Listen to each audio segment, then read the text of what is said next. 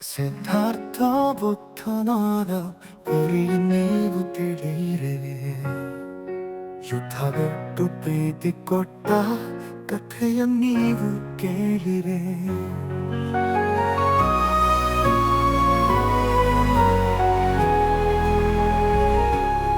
ಏಕಾಂಗಿ ವೀರನಂತೆ ಮಧ್ಯರಾತ್ರಿ ಎತ್ತನು, ಮಡಿದಿ ಮಗುವ ತೊರೆದನವನು, ಅಡವಿ ದಾರಿ ಹಿಡಿದನು. ಅರಮನೆಯ ಮೋಹವನ್ನು ಹರಿದು ಹಾಕಿ ಹೋದನು. ಗೊತ್ತು ಗುರಿಯೂ ಇಲ್ಲದಂತೆ ಕತ್ತಲಲ್ಲಿ ನಡೆದನು.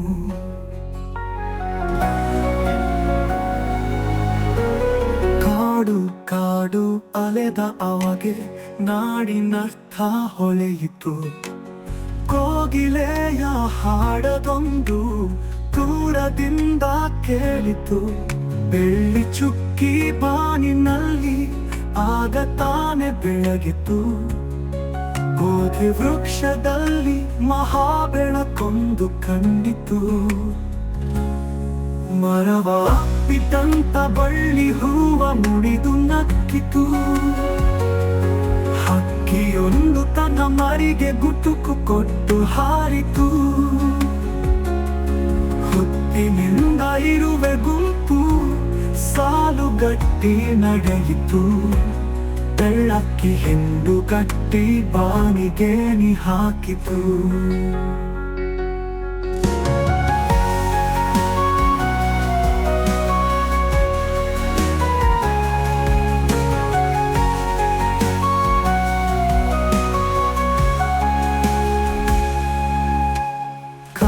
ತುಂಬ ಪ್ರೀತಿ ಹೊಳೆಯು ಕೋಡಿಯಂತೆ ಹರಿಯಿತು. ಗೂಡಿನಲ್ಲಿ ಹಾಡು ಹುಟ್ಟಿ ಹೊಸ ರಾಗ ಕೇಳಿತು. ಮಕರಂದ ಸವಿಯಲೆಂದು ತುಂಬಿ ಹೂವ ಸೇರಿತು. ಗಿಡ ಗಿಡವೂ ಅಪ್ಪಿಕೊಂಡು ಕುಣಿಯುವಂತೆ ಕಂಡಿತು. ಕಾಡಿನಿಂದ ಎತ್ತ ಅವನು ನಾಡಿನತ್ತ ಹೊರಟನು. ಪ್ರೀತಿಯನ್ನು ಹುಡುಕಿಕೊಂಡು ಜನರ ಕಡೆಗೆ ಬಂದನು.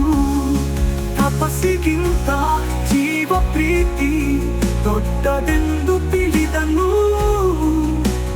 ಬದುಕಿನ ಗೂಢಾರ್ಥವರಿತು ಬುದ್ಧನಾಗಿ ಬಂದನು.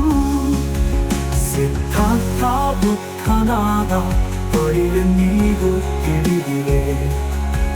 ಯುದ್ಧವಿಟ್ಟು ಪ್ರೀತಿ ಕೊಟ್ಟ ಕಥೆಯ ನೀವು ಕೇಳಿರೆ.